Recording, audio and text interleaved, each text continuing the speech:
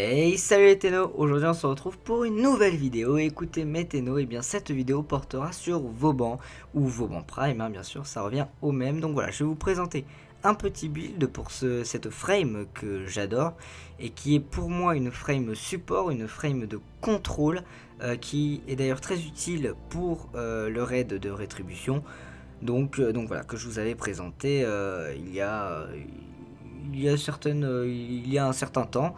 Donc voilà, c'est une Warframe que j'utilise particulièrement pour les raids. Donc à savoir que j'ai mis dans ce build, enfin j'ai pensé ce build comme si j'étais avec une Trinity Eve. Après c'est sûr qu'on peut modifier un tout petit peu le build pour être un petit peu plus autonome, j'ai envie de dire. Donc on va aller voir tout de suite un petit peu les stats du Vauban normal et du Vauban Prime. Et puis voilà quoi, hein, c'est parti. Donc Vauban, donc le Vauban de base, donc c'est une frame qui utilise ses pouvoirs pour créer des pièges mortels qui peuvent zapper, emprisonner, écraser dimensionnellement ses ennemis. Donc rien que là, ça nous donne un petit peu l'aspect de la Warframe, hein, qui utilise tout sur des pièges un petit peu vicieux. Donc le Vauban de base a 100 de santé, 75 de bouclier, donc plus de santé que de bouclier, 50 d'armure, ce qui est quand même assez faible comparé à Valkyr par exemple, et 150 d'énergie, ce qui est pas mal pour le coup. Ensuite il faut aussi savoir que Vauban de base a déjà 3 polarités, ce qui est quand même assez énorme. Il a 2 Naramon, donc les Naramon c'est des espèces de petits traits, donc en sachant qu'il y a un des Naramon qui est placé sur l'aura. Donc voilà, c'est déjà assez intéressant de savoir qu'il y a déjà une polarité pour l'aura. Et il faut aussi savoir qu'il a donc un Mudarai, voilà, je vais trouver le mot, un Mudarai, donc qui est c'est la polarité en V. Donc voilà, c'est l'espèce de V ou de coche, enfin je sais pas comment vous appelez ça. Donc c'est pas mal. Au niveau des pouvoirs, on va y revenir un peu plus tard, puisque je vais aussi vous expliquer plus tard comment faut augmenter, sur quoi il faut jouer sur les pouvoirs tout simplement, pour les augmenter ou les diminuer. Voilà, on va voir ça après. Du côté de son homologue Prime, donc Vauban Prime, il a 100 de santé, 100 de bouclier et 100 d'armure. Donc on peut voir que quand même là le bouclier est augmenté de 25 et l'armure est doublée, oui, puisqu'elle passe de 50 à 100. Donc c'est vraiment bien, il y a un gros buff au niveau des stats. Et ça c'est vraiment à prendre en compte, à savoir aussi que Vauban Prime a une polarité en plus, elle a un Vazarin. Donc le Vazarin c'est l'espèce de dé ou de triangle mal formé, je sais pas comment vous le voyez. Donc voilà, ça aussi c'est à prendre en compte. Alors, on va tout de suite aller voir un petit peu les pouvoirs de ces frames, et puis voir sur quoi il faut jouer tout simplement. Alors, pour ce qui est des pouvoirs de cette Warframe, déjà on peut voir qu'il a un passif très sympa, donc qui augmente l'armure pour chaque allié proche. Donc là je suis sur le Vauban Prime, mais c'est le même pour le Vauban normal. Tout simplement, c'est vachement pratique parce que vos alliés vont recevoir un buff d'armure quand ils sont proches de vous. Donc ça montre tout de suite que c'est une Warframe de support et non pas une Warframe qui est là pour faire du dégât. Ensuite, au niveau de son premier pouvoir, donc Tesla, donc vous lancez une grenade contenant de l'électricité qui donc va attaquer électriquement les ennemis qui sont proches. Donc pour améliorer cette compétence, vous pouvez mettre des dégâts. Vous voyez qu'elle a 150 de dégâts de base, donc là je l'ai mis sans mode, sans rien. Donc pour augmenter les dégâts, vous mettez des modes de puissance comme intensifier par exemple. Pour augmenter le nombre de charges, si je me trompe pas, c'est le nombre de puissance, c'est la puissance aussi, mais c'est possible qu'on ne puisse pas changer le nombre de charges. Je ne suis pas sûr, je vais pas dire n'importe quoi. Au niveau de la portée de pouvoir, bah ça c'est tout simple, hein. Vous mettez des modes de portée comme allonge, super étendu, pour augmenter le rayon de l'électricité tout simplement. Ensuite le deuxième pouvoir qui est en fait 3 pouvoirs, puisque c'est un poseur de mine, non 4 pouvoirs pardon. Poseur de mine, en fait vous allez sélectionner 4 mines différentes. Il y a 4 pouvoirs dans un pouvoir. Vous avez une première mine qui est un rebond, c'est un espèce de trampoline, vous le posez, ça vous fait faire des jumps. Un laser, donc voilà, c'est un laser tout simplement. Une déchiqueteuse que je connais pas trop. Commotion non plus d'ailleurs, que je connais pas trop, parce que j'utilise pas vraiment beaucoup ce pouvoir.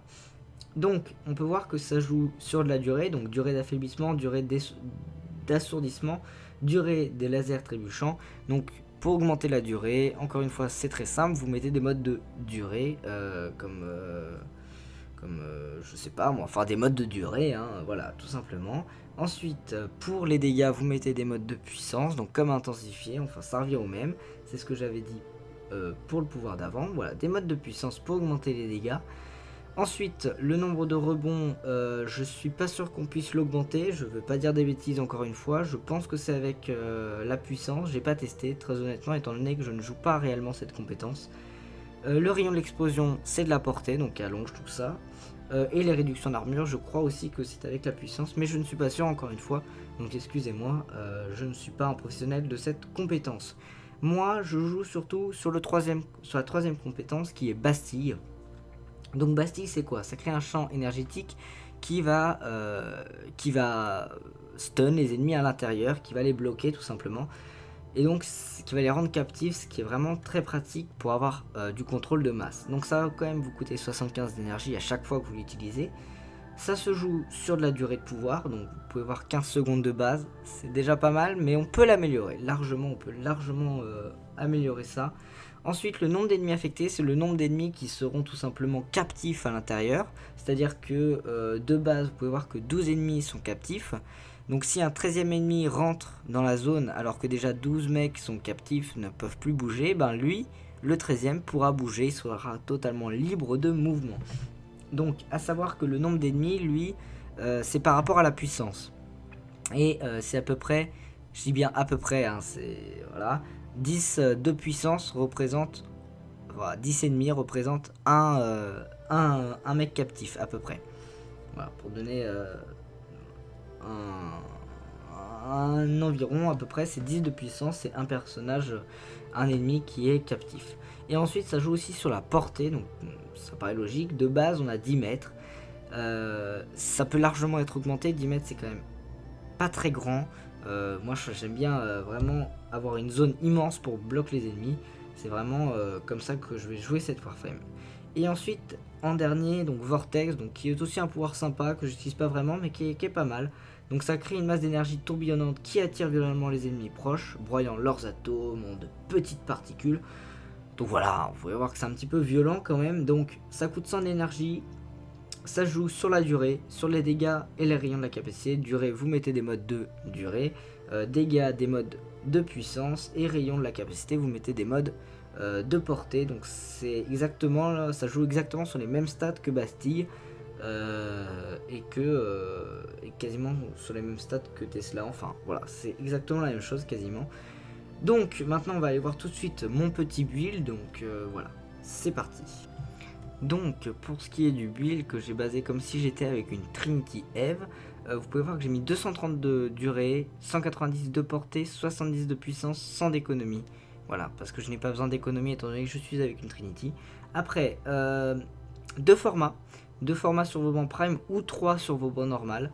Donc voilà, le build ne changera pas, c'est juste un format en plus. Siphon d'énergie comme aura, donc parce que c'était la bonne polarité tout simplement et que c'est un très bon aura pour cette Warframe je trouve. Après voilà, chacun choisit, si vous voulez changer la polarité, bon bah changez la polarité mais ça vous coûtera un format. Art de la ruse pour de la portée, le reste on s'en fout, c'est surtout de la portée qui nous intéresse. Donc voilà. Allonge pour de la portée de pouvoir, tout simplement 45 de portée de pouvoir, donc ce qui est vraiment pas trop mal, il faut le mettre. Ensuite super étendu, on perd de la puissance mais ça on s'en fout, on gagne 90 de portée et ça c'est juste énorme. Donc voilà, c'est pas grave si on perd de la puissance. Continuité accrue, pardon, qui n'est pas maxée et qui donc augmente ma durée de pouvoir. Donc après je vais le maxer bien évidemment. Et 3 d'esprit pour de la durée, on perd de la portée mais ce n'est pas grave parce que on a quand même beaucoup de portée avec allongé super étendu. Donc on peut se permettre de perdre de la portée pour de la durée. Flux accru qui me donne beaucoup d'énergie, je ne l'ai pas maxé non plus mais ça va venir. Normalement j'aurais pas besoin de mettre d'autres formats. Intensifié, donc plus 30 de puissance tout simplement, voilà, pour laisser un petit peu la puissance. À 70, donc 70 ça me permet d'emprisonner 7 ennemis. Après c'est vrai que vous pouvez changer si vous voulez être un petit peu plus autonome. Vous pouvez mettre rationalisation mais vous pouvez voir que l'énergie, enfin la puissance retombe à 40 et que l'économie monte qu'à 130. Donc moi je préfère mettre intensifié, après c'est comme vous voulez. Un petit vitalité pour avoir 440% de vie et monter à 740, voilà, ce qui n'est pas dégueu, c'est plutôt sympa. Et j'ai mis le mode de syndicat Bastille repoussante qui fait qu'en fait, quand une Bastille est pleine, il y a tous les ennemis qui peuvent être stun à l'intérieur sont bloqués. Et bien Bastille repoussante, quand un ennemi va rentrer, il va le repousser tout simplement. Bastille repoussante, il va le repousser, il va le faire tomber à terre et tout. Donc c'est très pratique pour avoir du contrôle. Et bien écoutez, j'espère que cette vidéo vous aura plu, qu'elle vous a permis de savoir un petit peu build vos bancs. Voilà, donc moi c'est comme ça que je les build, c'est comme ça que je le joue pour les raids. Et sur ce, bah écoutez, j'espère que cette vidéo vous aura plu, qu'elle vous a permis de vous aider. Et sur ce, je vous dis à la prochaine. Allez, tchuss et nous.